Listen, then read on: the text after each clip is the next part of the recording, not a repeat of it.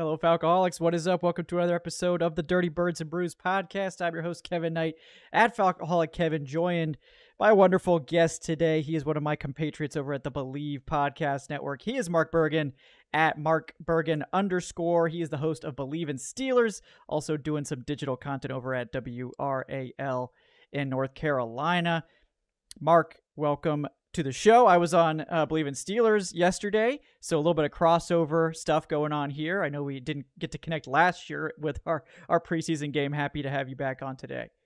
Yeah, we're counting down the minutes until the Arthur Smith Bowl come 1 o'clock Eastern time, Sunday, Atlanta, Georgia, Falcons, Steelers. I cannot wait.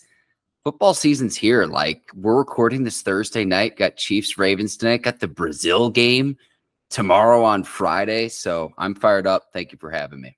Absolutely. We're happy to have you back on. And yeah, this game has some intrigue. It has some kind of quasi rivalry stuff going on with the Arthur Smith Bowl. As you mentioned, we've got some former Falcons players on the Steelers now, mostly on the offensive side, but a couple on the defensive side too. So a lot riding on this game. I know you mentioned the Steelers have that softer start to the schedule. They really need to pile up some wins here for their postseason hopes. The Falcons have a really brutal opening month here. They would really like to get a win in week 1 to make it a little bit easier over the next couple weeks. So a lot of intrigue in this one. We are going to dive right into that in just a second, guys. Real quick, want to bring you word, of course, from our sponsors over at BetOnline, folks. BetOnline is the world's most trusted betting platform and your number one source for everything football. BetOnline's got every stat, every matchup, and even live odds and spreads to bet on during the games. You know, we're out of the preseason, so the most degenerate period of gambling has ended. But they've got regular season stuff now. I will be less judgmental towards anyone who bets on regular season football, where we're entering the realm of normalcy. But if you think you know your stuff, they've got a new $200,000 mega contest, a pick 5 games against the spread every week for your chance at weekly prizes and a share of $200,000. And when the game's over, BetOnline's got a brand new online casino you could check out. They've got online blackjack, online poker, and over 150 slots games. So what are you waiting for, folks? Head to that website today, betonline.ag, to get in on the action, and make sure when you sign up to use our promo code Bleav. That's BLEAV. BetOnline. The game starts here. All right. So, as always on this program, we like to start off with a look at the injury report. We are recording this on Thursday afternoon, so we have 2 days of injury reports to talk about, and there was a bit of a development between Wednesday and Thursday, notably on the Steelers side of things, with Russell Wilson being downgraded to limited with what was described as calf tightness. Now, he was not held out of practice, and apparently Wilson self-reported this, and we don't really know much other than that at this stage, but is there a level of concern there about some possible quarterback switching going on, or is this not really raising any red flags for you at this stage? Let me just get right to the point, Kevin. I'll use Mike Tomlin's own words. My level of concern about this come Sunday, none. So unless he has a further setback, this is the same calf that was plaguing him at the start of training camp in Latrobe. But unless he has a further setback, I expect him to be the starter come Sunday in Atlanta against the Falcons. Now, in the scenario that he can't play, you got Justin Fields ready to go too. He's gotten his opportunities in the preseason. So I fully expect Russell Wilson to play. There's some other injuries that I have greater concern about when it comes to the Steelers standpoint that I'm sure we can get into. But in terms of, is it going to be Russell Wilson to start week 1? I fully anticipate that he'll get the start come Sunday. Okay, yeah, which actually in a weird way makes me feel better, as you know from our conversation yesterday. Yeah. That I would be more concerned, I think, about playing Justin Fields given how much of a wild card he is. I'm sure we will get into that as we get more into the matchups in this game. But yeah, you know, speaking of the Steelers injury report, quite a bit longer than Atlanta's. It does look like Jaylen Warren was upgraded from limited to full on Thursday, so that's obviously good news for his status. But it seems like the 2 guys that are probably in the most danger of missing this game would be Isaac Sumalo, who is the starter at guard, and then Logan Lee, who also is a DNP over the last 2 days. So I know Sumalo obviously is a big loss, projected starter. Don't know too much about Logan Lee. what the concern would be there. But any between those guys and anyone else, what's your level of concern with the rest of the guys on this injury report? Yeah, Isaac Seumalo at the guard position on the offensive line, missing practice with the pectoral injury. If he can't go, it'll be Spencer Anderson. Seumalo's, if not the best, among the best offensive linemen on the Steelers. So this would be a big loss up front. You want to make sure that Russell Wilson has protection back there to throw the ball. And you're talking about he's going to have a rookie center in Zach Frazier making his first career start. Looks like Broderick Jones will get the start at the right tackle position, the second-year player out of Georgia. And then Dan Moore Jr. entering the final year of his contract, the incumbent at left tackle. A lot of people expected Broderick Jones to move over to left tackle and then for the Steelers to start their first-round pick this year, Troy Fautanu out of Washington. He was also a full participant in practice. Fautanu today dealing with a lingering knee issue, but they're going to bring Fautanu along, meaning they're not going to start him right away and feed him to the Wolves, feed him right away to a guy like Matthew Judon. So up front, the injury to Seumalo's big. Darnell Washington also missed practice today, the tight end with the knee injury.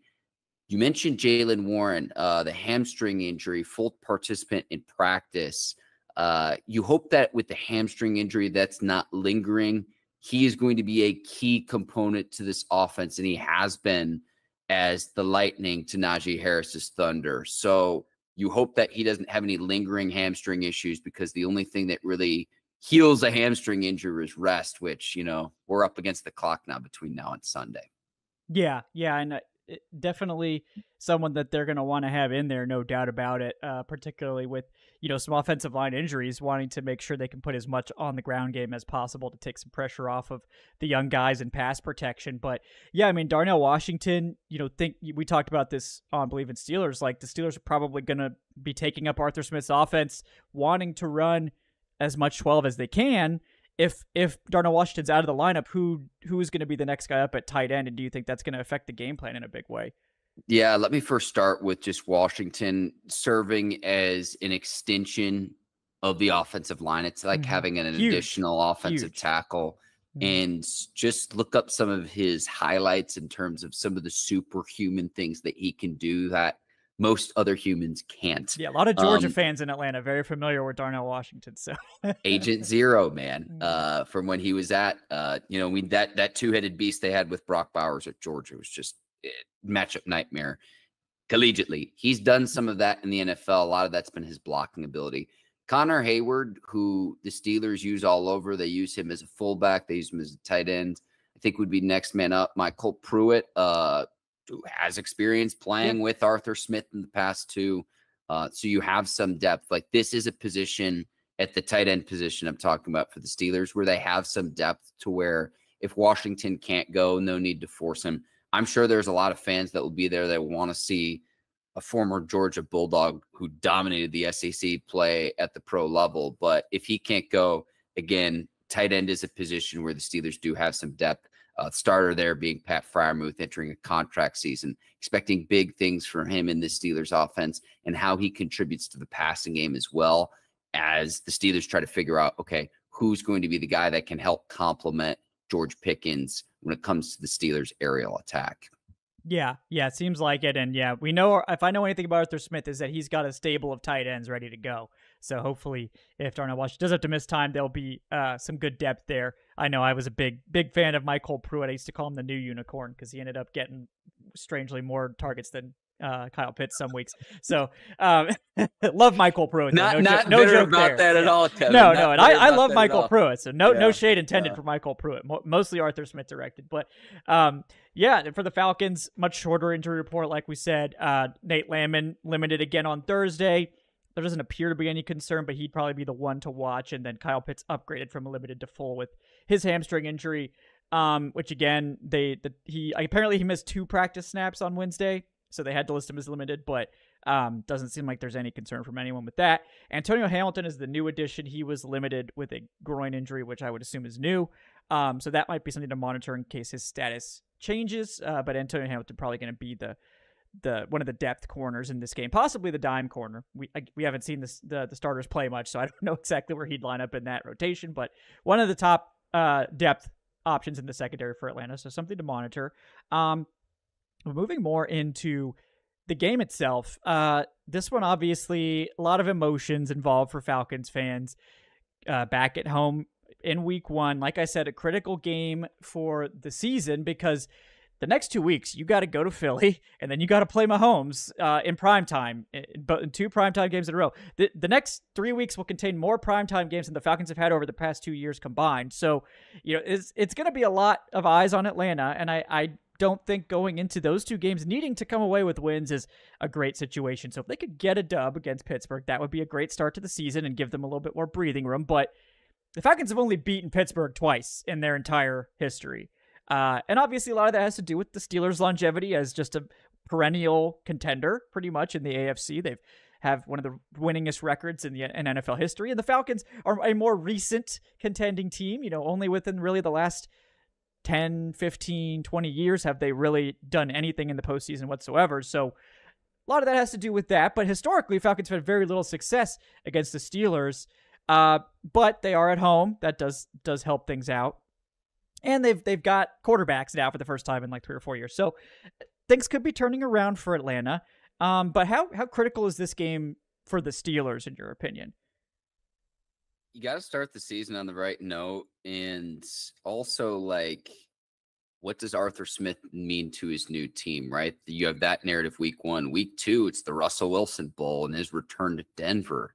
So those are 2 huge games from an emotional standpoint. The Steelers publicly are going to say everything right. There's not going to be any bulletin board material for the Falcons. But, like, Arthur Smith has to be coming into this game thinking, like, it's not just because it's the first game, but this is his employer the last 3 years. But as a head coach, 3 consecutive seasons of 7-10, that's not going to get it done. At the same time, we talked about this on my show on Bleav in Steelers, is like, my pushback would be, well, who are his quarterbacks, right, in Atlanta? And, we can go down a rabbit hole there of how Atlanta's tried to get that position right since Matt Ryan, and then before that, maybe Michael Vick, right? I mean, those are generalities, but those are the things that you're talking about in terms of Arthur Smith going up against his former team. Schematically, I would think that would benefit the Steelers in that he knows the strengths and weaknesses of the Falcons roster, but what Raheem Morris can do given his opportunity to be a head coach again in this league, very well respected among other head coaches in the leagues with his other stops, his history with Mike Tomlin in Tampa, but, he stops in Los Angeles, how well regarded he is by Sean McVay. Other very highly touted coaches in this league have nothing but good things to say. So, I mean, these storylines write themselves, and that's the nature of the NFL, is where every week matters. And that's what makes it different than other sports where it's like, well, baseball, we got a game the next day. We might even have a doubleheader. Basketball and hockey, well, we might have a back-to-back. We might have another game in a day or 2. This is the nature of football. And you look at the schedules. You mentioned it where your team's got 2 primetime games immediately after this. Well, the Steelers, Denver week 2, that from just an emotional standpoint of how important Arthur Smith's going to be to the Steelers, how important Russell Wilson will be to the Steelers this year.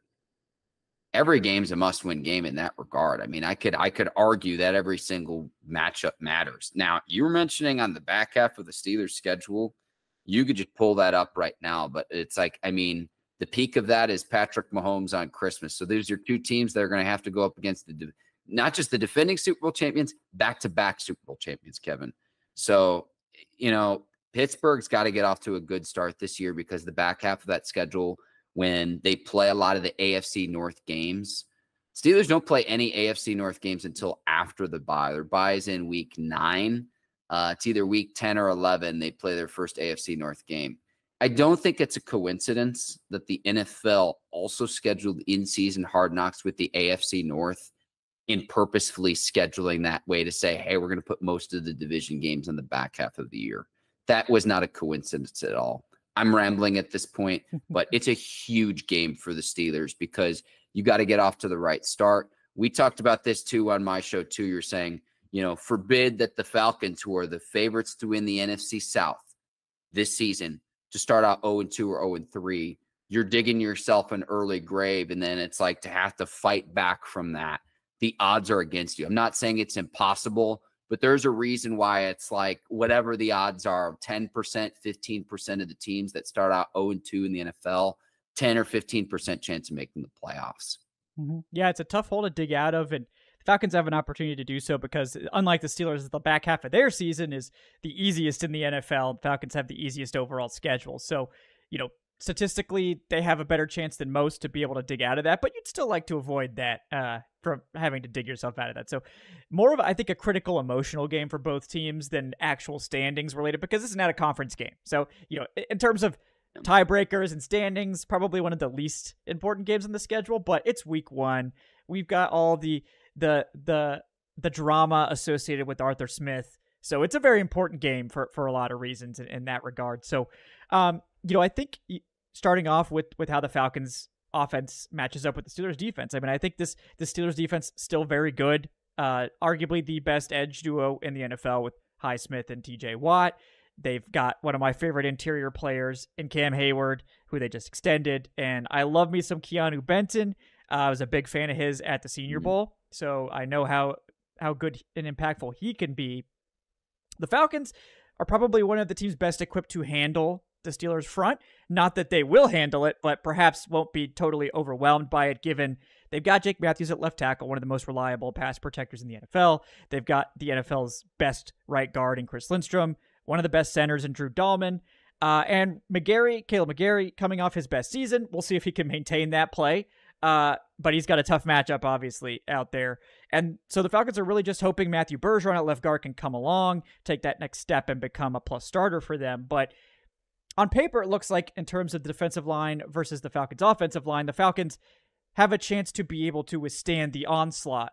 But what does that look like? Does it mean that they only give up 2 sacks? Because it's the Steelers' defensive line is obviously one of the best in the NFL. So, and it only takes one play for TJ Watt. I heard my co-host Ike Taylor mention this last year because he's a game wrecker, but it's his ability for turnover creation, whether it's forced fumbles, strip sacks, fumble recoveries, and interceptions off the edge, which you're like, what? Other defensive ends don't have this skill set where it's almost like he's a DB, but he plays edge rusher. Yeah, I've really never seen anything like it. And that's what makes him a a former defensive player of the year. He'll line up against the team's opposing right tackle. So why is this? I think the Steelers strategically thought of, rather than attacking the quarterback's blind side, most quarterbacks are right-handed in the NFL. So if most quarterbacks are right-handed, let's put our best edge rusher right in the face of an opposing quarterback to turnover creation, tip passes, sacks, get in the quarterback's face consistently and fly off the edge. And that's what he consistently does. Highsmith and Watt are a great duo with how they pair together. I want to add to the duo, though. Nick Herbig, who's entering his second year, it's not just from what I saw in the preseason, but the limited snaps he had a year ago, where he was a 4th stringer a year ago as well, because the Steelers had Marcus Golden, who also played well in a reserve role. But now Nick Herbig's going to be that next guy off the bench. Marcus Golden has retired. When he gets his opportunities, when TJ Watt needs a breather, when Alex Highsmith needs a breather, Herbig off the edge, he's made the most of every opportunity he's gotten in this league, and I fully expect that to continue with the snaps that he gets.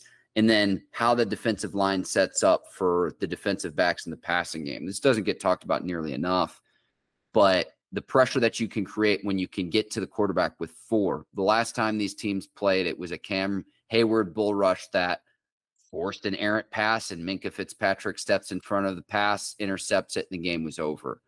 How do you get back to playing Minkah ball, right? How can you make sure that he plays free safety to play that center field position where he's best? It's not that he's not capable of making tackles in the box, but when he can be a center fielder and be a ball hawk, that turnover creation is why he's been an all-pro safety in this league. We're coming off a season where, yes, Minkah Fitzpatrick battled injuries. He didn't have a turnover or takeaway a year ago. And it's like wild. The year before that, he had 6. The year before that, in 2022, if you truly watch Steelers football, I would argue Minkah Fitzpatrick was the Steelers' best offensive player that year, even though he played on defense. That's the type of impact we're talking about. Add Patrick Queen to the mix too. Bring him over from your division rival in Baltimore, and you hope that you can finally get the middle linebacker position right for the first time since Ryan Shazier's devastating injury. So you've got the playmakers on paper. You've got to stay healthy, no doubt. But I would hope that the Steelers, if they can't maintain what they've done defensively, can be like right there, very good to great. If you can even get average back on offense, you should have a pretty good football team. But you don't want to have to rely on that defense and keep that defense out on the field. Offense has to be able to sustain drives. Time of possession is very important for the Steelers team because really outside of George Pickens and maybe a little bit of Jaylen Warren, they don't really have that dynamic of a playmaker to take it to the house consistently. And it's not a knock on the other players. Najee's a chain mover. Pat Freiermuth's done some things. He struggled with injuries. Calvin Austin struggled with injuries. Van Jefferson's a veteran receiver. I don't know what to expect from Roman Wilson because he's been injured all preseason. A lot of question marks there, right? And so how do you get this offense right in a post-Matt Canada world? That's the hope with Arthur Smith coming over from Atlanta in – he had his best success in Tennessee. You have a similar makeup with the Steelers of the two-headed monster with Najee and Jalen in the backfield. You had King Henry in Denver. A good quarterback. Ryan Tannehill was doing his thing for a while in Tennessee, played his best football under Arthur Smith. You had A.J. Brown, and before A.J. Brown became A.J. Brown, it was what he was doing in Tennessee. So you would have hope. You'd have that hopefully with George Pickens on the outside. So that's how I see that. But defensively, I mean, this Steelers defense, that's still the calling card. And let me land here. Where most of the salary cap is allocated for the Steelers team is on the defensive side of the ball. It's a little bit perverse for how football is in 2024. I will not lie to you. But if you're paying that premium, you need to get premium performance. And that's where most of the salary cap is allocated, is to the defensive side of the football for the Steelers.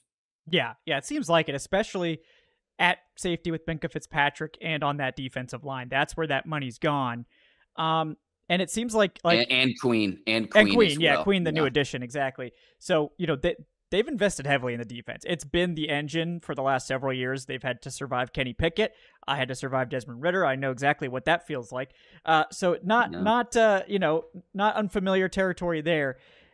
I'm curious. There's a couple of spots that I look at on the Steelers as more question marks on the defense, not necessarily problems because we haven't really seen these guys play, but the safety opposite Lay Minkah. it on me. The safety opposite Minkah. Mm-hmm. I'm not, I'm wondering who do we think is going to be playing there? Is it going to be Deshaun Elliott? Is it going to be former Falcon DeMonte Casey? What is sort of the feeling on who's going to start opposite Minkah? I think it'll be Elliott just because you bring him over. Casey was actually playing well, but then it was just couldn't consistently stay on the field for a few different reasons. I think it'll be Elliott to start, and that's really an important position because you need someone who allows Minkah to be Minkah. So what do I mean by that?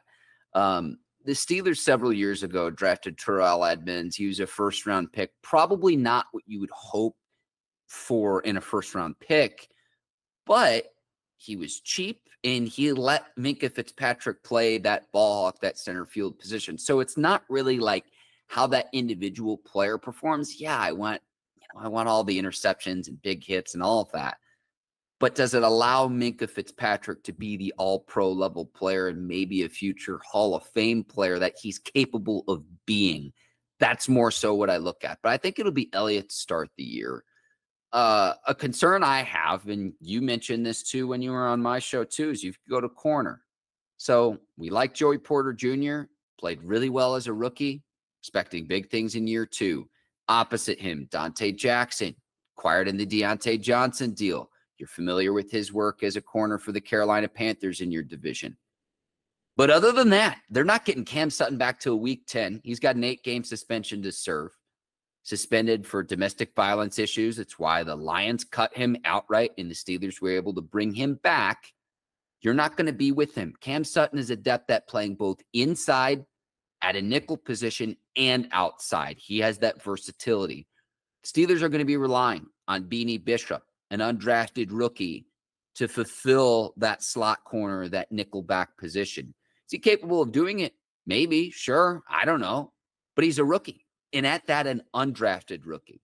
So what happens when you have multi-receiver sets on the field, 3 receivers, 4 receivers, 5 receivers, and you get out of that base defensive package? When you're in a nickel and a dime and you're not in your base 3-4, what does that look like? And a lot of teams are going to do that. And look, if I'm an offensive coordinator going up against the Pittsburgh Steelers, that is something I'm saying. I'm going to try to run this until you consistently prove that you can stop it, just because right now we don't know. We wouldn't know if it was a rookie of any sort, let alone an undrafted rookie. It's an opportunity from him, but it's just a question mark right now. We do not know what that will look like going into this season. Yeah. I think the secondary, not really the secondary as a whole, but the corner room is definitely where the Falcons There's not depth. There's not depth. And like, obviously Joey Porter Jr., you were very encouraged by what you saw from him as a rookie. But in the slot, a lot of question marks. I wonder if there's a potential that, I don't know if KZ plays any slot for the Steelers, but I mentioned, like I said in the last show, that Kyle Pitts probably going to play a lot of slot. So I wonder if they might try to get a safety out there. But again, Devontae KZ is the same size as Beanie Bishop, so it's not like there's a big size advantage to be gained from KZ moving there. So it's funny you say that too. In the preseason, the Steelers were playing Cam Sutton some at safety. So I don't know if when he eventually comes back later in the season, could you have a safety play in that slot position, or would you have someone who typically doesn't play corner be in that nickel, that slot corner position?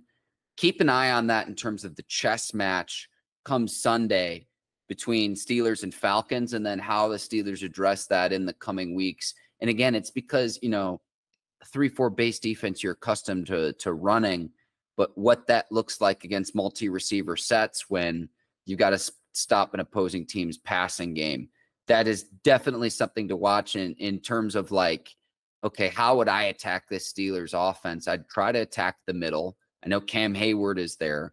You mentioned Keanu Benton, DeMarvin Leal still trying to prove himself. Larry Ogunjobi is a solid veteran. I would try to run the ball against this team. If you're not able to do that, that's what's made this defense very successful. But we're talking about a defense where just a few seasons ago, I Bleav it was the 2021 season. I've never seen this before in my time watching the NFL, let alone covering the NFL. The 2021 season, the Steelers led the league in sacks, but were dead last in rushing yards allowed. I don't even know how that's possible. Of like, usually up front, if you're not very good, you're just not very good, period. Run defense, pass defense. And the Steelers were really good at one and absolutely terrible at the other, but it's because they had injuries up front. And so if you have injuries up front, that takes away from A gap, B gap, I'm talking, that takes away from what a TJ Watt and Alex Highsmith, what hopefully a Patrick Queen can do, what Minkah Fitzpatrick has demonstrated he can do in his career. All of that is neutralized if you can control A gap, B gap, the gaps between guard, center, and guard and tackle. So that's what I'm talking about. And look, I hope we haven't lost all of your listeners and viewers because we're talking about a line of scrimmage game, but that's where a lot of games are won and lost in this league, with the big uglies up front.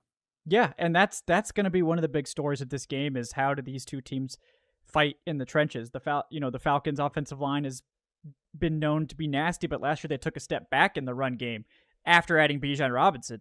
And, a lot of that came down to the predictability of the playbook. This was an outside zone team. They just ran outside zone and teams just started to sit on it. So we'll hope that for some changes there. Obviously, a lot of hype surrounding Bijan Robinson.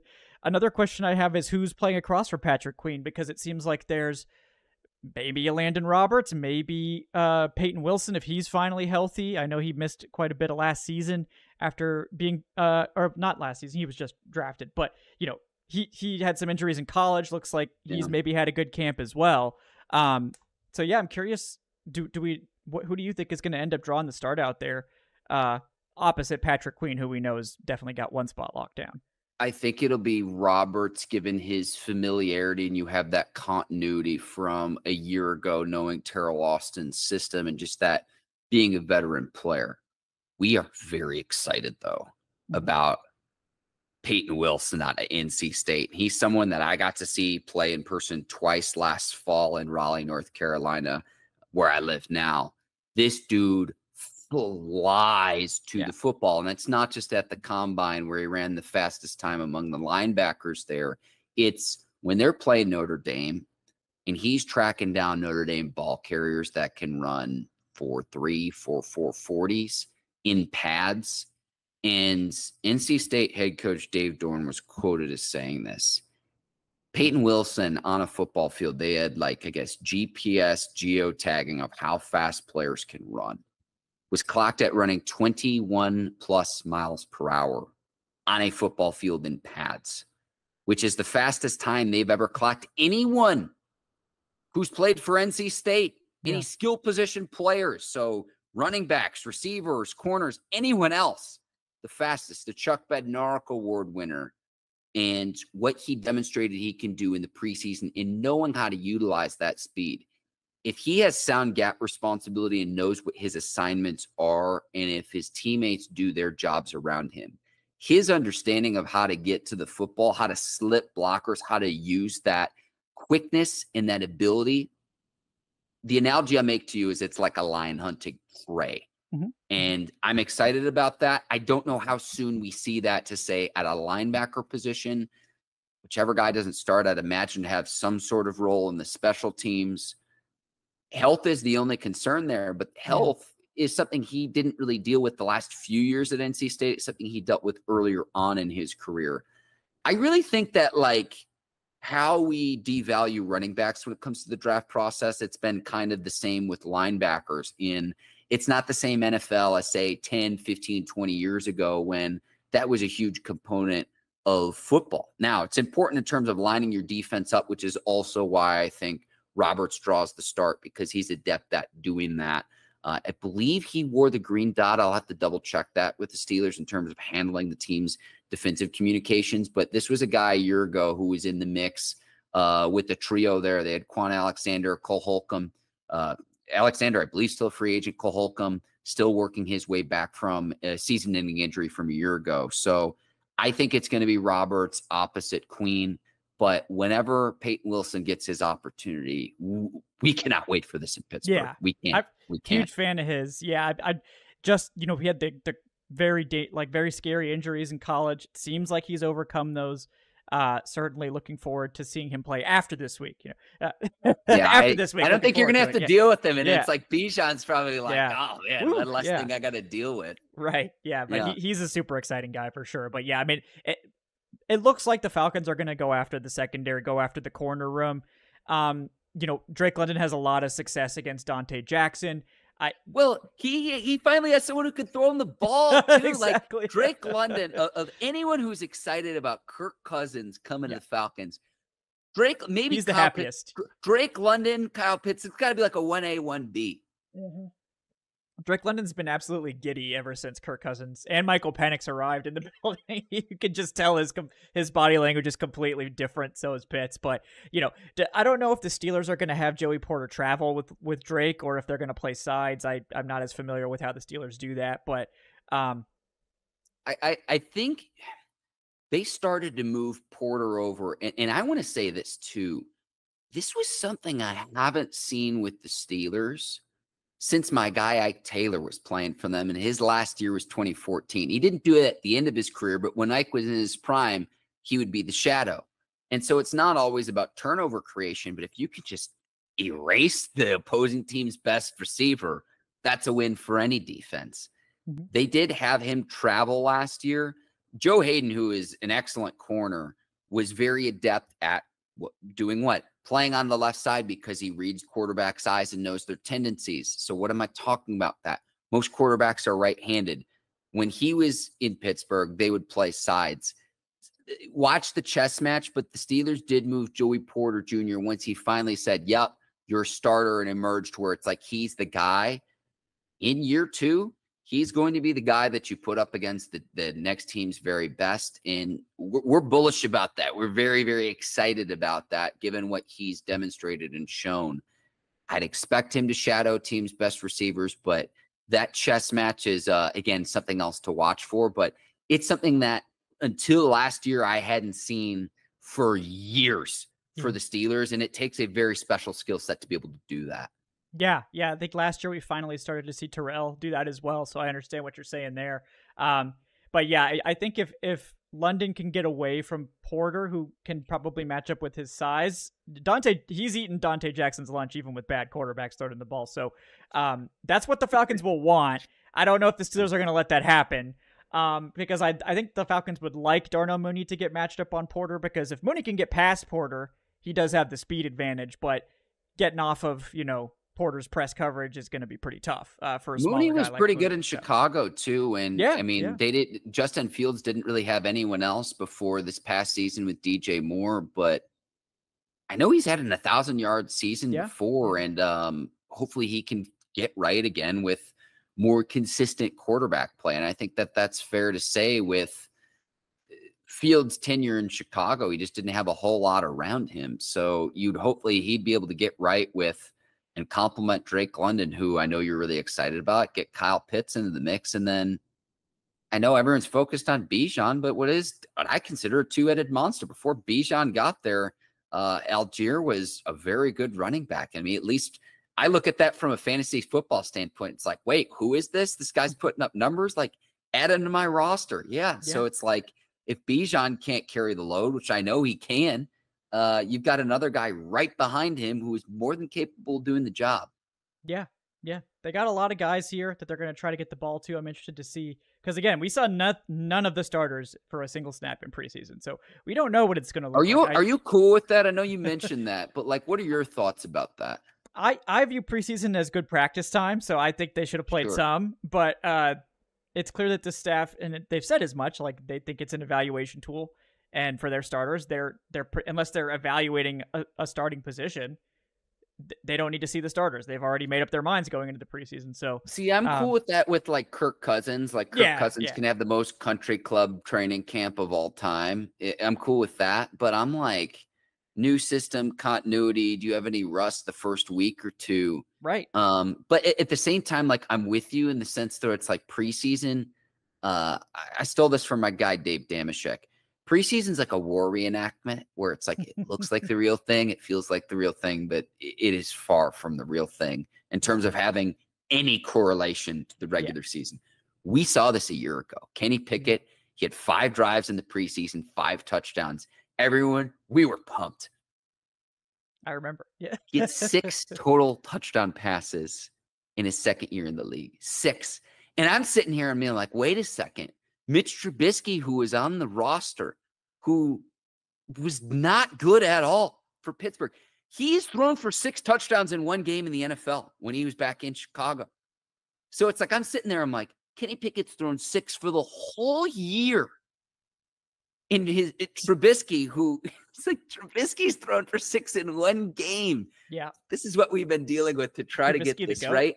And even if you're like, well, Russell Wilson and Justin Fields aren't the long-term answers for Pittsburgh, at least they're trying something new. They're turning over rocks. I'm of the opinion that you have better quarterback room than you had a year ago, and they're a lot cheaper, less than $5 million combined for both Fields and Wilson for this season, both in one-year deals as well in Pittsburgh. Yeah. And, I agree with you there.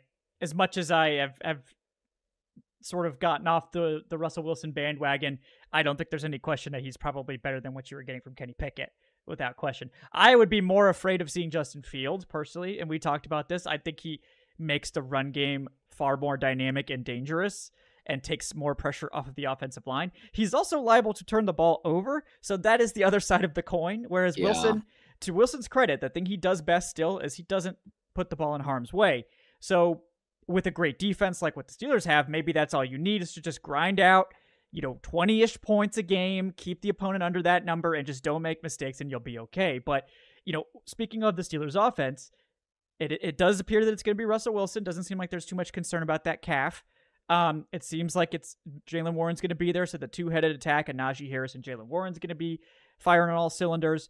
We'll see if Darnell Washington's able to play or what have you, but knowing this is Arthur Smith, probably going to be a lot of 2 tight end sets. And in that case, we're probably going to see Pickens and Van Jefferson starting since Roman Wilson really hasn't been able to practice more than a handful of times. Same thing with Troy Fautanu. So I'm curious how you go about sort of if you were making the game plan, what would your attack strategy be against this new look Falcons defense, which has really invested a ton over the last 2 weeks in shoring up two of their biggest weaknesses at edge with Matthew Judon coming in and then Justin Simmons now playing across from Jesse Bates at safety? It's cliche, but you have to establish the line of scrimmage and run the ball. And that's because Zach Frazier's your starting center. Someone we're very bullish on Pittsburgh, out of West Virginia, wrestling background, but he's a rookie. His first career start. Broderick Jones, who struggled a little bit in preseason. They're saying, does he have some sort of upper body injury? Someone that we're also very bullish on. Second-year player, young player. If you're without Isaiah Seumalo at the guard position, okay, so if you have a young line, what can you do to get that young line to gel, to have some continuity? And it's to run the ball and to use that body weight where offensive linemen tend to be just a little bit heavier than the defensive line, so to be able to rely on that.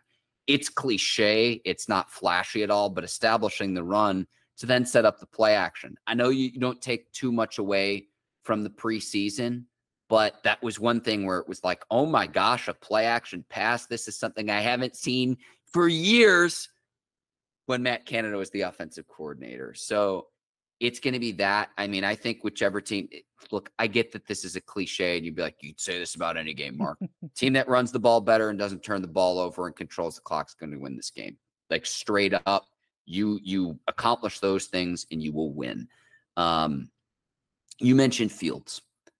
Mike Tomlin has a quote saying that you've got to be able to make routine plays routinely. Justin Fields in the preseason, when he was given his opportunities, I think it was 10 practices without Russell Wilson due to that calf injury at the start of preseason, and one that I guess has reemerged going into this game. Again, I still expect Wilson to start. But Fields was starting to light it up a little bit in training camp. There was some buzz. You saw some videos on Twitter, and you get excited, and you see the twitch ability. And when he gets to the edge, it's hard to keep that contained. You lose contain, you lose the game. But the routine plays routinely. 4 fumbles in 3 preseason games. Maybe the first game or two, okay, maybe I understand that. It might also be on the center. It might not just be on Fields. But if you're going to self-sabotage your own offense before it can even get started, it is why Russell Wilson will start. It's why, as a 9-time Pro Bowler, a guy who should be a 2-time Super Bowl champion, maybe a future Hall of Famer, you're not going to have him on the sidelines holding a clipboard to start the year. And I want to see Justin Fields play at some point. When we could talk about that till sundown, but it's the routine plays routinely in the fumbles with Fields where it's like you can't have those self-imposed errors and expect to win this quarterback battle. And that is one thing, despite Russell Wilson's diminishing ability to run the ball or his diminishing arm strength, he doesn't really turn the ball over. That's his best attribute. He's still a smart quarterback for sure. He can keep the offense on schedule, that sort of thing. You know, and this is another topic we brought up, which is that I worry that George Pickens is like the only dynamic player on this offense right now. And it's like you put Terrell on him and you have Jesse Bates over the top watching him. And it's like, I don't think he can do it by himself. I think he's a great player, potentially going to be emerging as a top 10 receiver this year. Same thing with Drake London. I think these two guys have an opportunity to do so with better quarterback play, but Van Jefferson on the other side is not going to cut it, you know, and maybe Roman Wilson emerges at some point. Calvin Austin, who's battled injuries. I mean, Scotty Miller, who has familiarity playing with Arthur Smith. Like we mentioned this on Bleav in Steelers. If we're playing Madden and it's like Pickens, you're like, oh, okay, cool, like good player. Like, but those other guys, it's no knock on them. But I looked at the Madden ratings. I think it's like 71 and under. So it's it doesn't really strike fear in your hearts. They're going to have an opportunity, no doubt. So it's like, prove me wrong, you know, like it's no knock on those guys, but it's just the reality of the situation where that's why you're in the rumors for Brandon Ayuk. He ends up signing an extension. I think that would have been a good move, but it just feels like it would have been so expensive from a cap and draft capital standpoint. Yeah. And it's like, I feel like we should have done something more before it got to this point, but and I wonder, you know, you see this all the time in other sports leagues where it's like, well, just make a trade. Got between Just make it now and happen. Yeah. November's trade deadline. I know Cortland Sutton, there's still rumors out there. There were rumors about DK Metcalf in the offseason just because you've got Jackson Smith-Njigba and then Tyler Lockett out in Seattle as well. So there's depth there. I still think potentially the Steelers could make a move, but even if they did, by the time this recording gets out, you're not going to have enough time to get whoever you bring in acclimated for It's not gonna be this a week week one and thing. Sunday. Yeah. Yeah. No, my main concern with the Steelers is that offensive line, just because it's untested at this point. I like, and like, I feel like James Daniels is gonna have a bounce back year. I love James Daniels. Think he had a little bit of a down year last year. Wasn't a problem, but you were expecting more, obviously, when you signed him that big deal. I have a lot of hope for Zach Frazier, but rookie in his first game, it's at center. I mean, that is an underrated, tough position. So, and the Steelers, I know, wanted to start Broderick Jones at left tackle and then start Troy Fautanu at right tackle. But it's like, you're meaning to tell me then you're starting 2 rookies and a second-year player. And I would argue, I mean, maybe other than quarterback, it's your most important positions because they protect the quarterback. Especially if you're starting Wilson. Yeah. So it's we'll see. I mean, and again, so what can help a line gel, and that's establishing the run. I will say this about the Steelers line, which I don't think has been very good the last several years. They've gotten better as the season has gone on. So getting that continuity and how each other play and knowing the muscle memory and the tendencies and working together and all of that, they've gotten better on back halves of season, which makes sense. How rough that will be is a huge question mark going into this year. I keep telling myself this, and it's like, can it really get much worse offensively for the Steelers? And like somehow it has, but you keep saying that. It's like, it's funny to me though. The very first game a year ago when Matt Canada gets fired midseason, and it was the first time the Steelers had fired a coordinator or a head coach midseason since 1941. You've got to go back to the World War II era. First game after they fire Matt Canada, the Steelers put up 400 yards of offense, which they had never done under Matt Canada. I'm like, this just can't be a coincidence. So it's like, can it really be much worse? And it's like, exactly. I hope not. Exactly. I do think it'll be better. My concern would be this is a young offensive line that's unfortunately due to injury had to have a lot of moving parts going into week one. I don't know much at all about Sean Anderson or Spencer Anderson, excuse me. I Bleav he's a second untested is what I'd say. Like, it's like, we don't really know. I mean, I'm sure there's a reason he has a roster spot, but it's it's a question mark. It's just the reality. Right. Dan Moore coming off arguably his worst season last year. And Dan Moore gets a bad rap. He doesn't get injured. Is he what you want in a left tackle? No, but he's consistently a starter. He's going to get a contract from somebody in the offseason. It won't be Pittsburgh. It won't be Pittsburgh, but okay, is he what you want in a starting left tackle? No. But what I would say is you've got great contractual value there.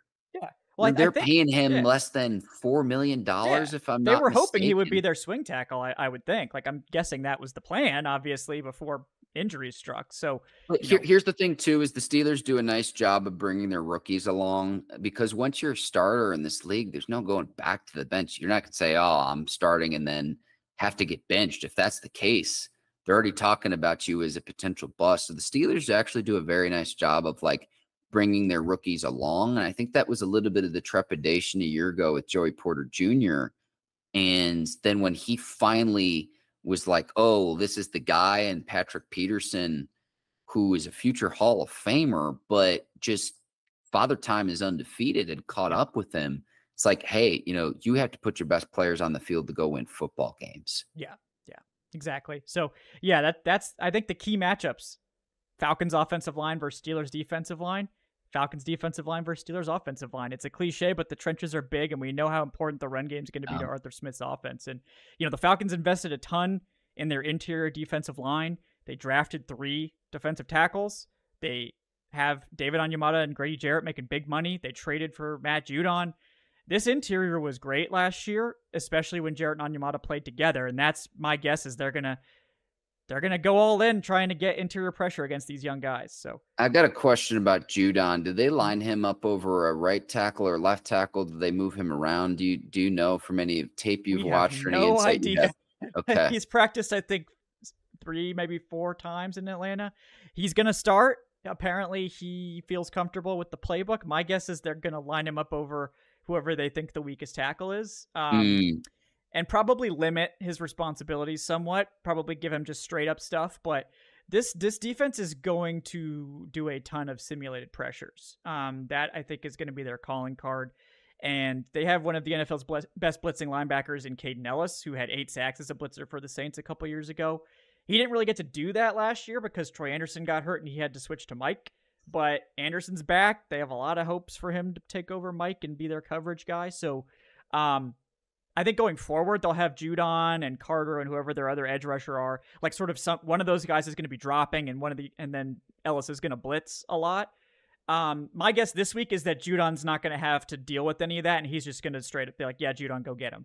But we'll see what they'll do with the other guy. Lorenzo Carter does have a lot of experience dropping in coverage, so he could be the guy they drop a lot more. But we really haven't seen it. They were very tight about what they showed in camp. They didn't show anything in the preseason, so it's going to be a surprise to everybody. But based on what I assume, I think there's going to be a lot of 4 and 5 man pressures and a lot of simulated stuff coming from both the safety position and the linebacker position. Yeah. So, that's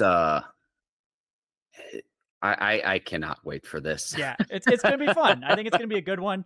Obviously, we hope for an injury-free game. Hope for a good one. Do you have a prediction for this one? I'm going to take the Steelers. I'm going to be a total homer, and I'll go Steelers 20-17. I think this will be close, not particularly high scoring, but I think the Steelers get it done on the road. And I am very excited to see what this new look offense looks like. I understand it might not be perfect right away, but finally the Steelers have made some changes in trying to get out of quarterback purgatory, trying to figure out who the guy can be in the post-Ben Roethlisberger era. And I think they get it done on Sunday on the road. But the Arthur Smith Bowl, oh, man, it's going to be – and I want to see, is it the fans, how he's received, what the players think? If there's a player that goes off for the Falcons, that leads me to Bleav where it's like, was he being utilized the right way with Arthur Smith? So, like, watching all this, I'm a big body language guy, too. Yeah. It's what I'll have my eyes on Sunday. A lot of storylines to monitor in this one. I think it's going to be an exciting game. And, yeah, my prediction's very similar. I have Atlanta taking it, but, again, I think it's going to be like a 24-17 affair, like a one-score, relatively low-scoring game. And, yeah, I think it's going to be a close one. And I'm eager to see how this happens. We've both been waiting to finally see these teams in action after a long preseason. I think it's going to be a fun one. Mark, thank you so much. Yeah. Yeah. Did you want to add? Yeah, you can check me out on Bleav in Steelers on YouTube. Just search Mark Bergin Steelers, co-host with Ike Taylor, a guy who played 12 years, 2-time Super Bowl champion for the Pittsburgh Steelers, now serves as a scout for the team as well. Sunday, I'll be going live on my YouTube channel immediately after the game, just sharing some thoughts from what I see from week 1.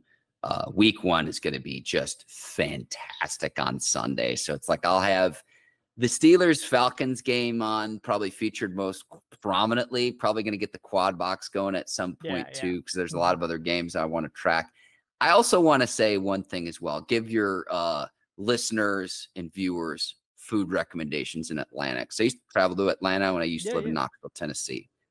Bantam Pub, and it's near Little Five Points, between Little Five Points, the old Fourth Ward. Really cool pub to check out.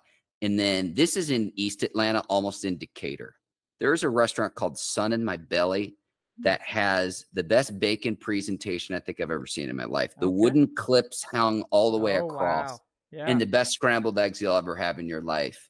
Sun in My Belly. I don't know if I've been to a more aptly named restaurant. 2 food recs for Your Okay, listeners and yeah. viewers in Atlanta, I've man. never been to either of those, so I'm gonna have to add those to my list as well. So good food plug there to finish this one off, guys. Thanks again to Mark Bergin for coming on. He's at @MarkBergin_ on Twitter. I'm Kevin Knight at Falcon Kevin. Thanks for joining us, guys.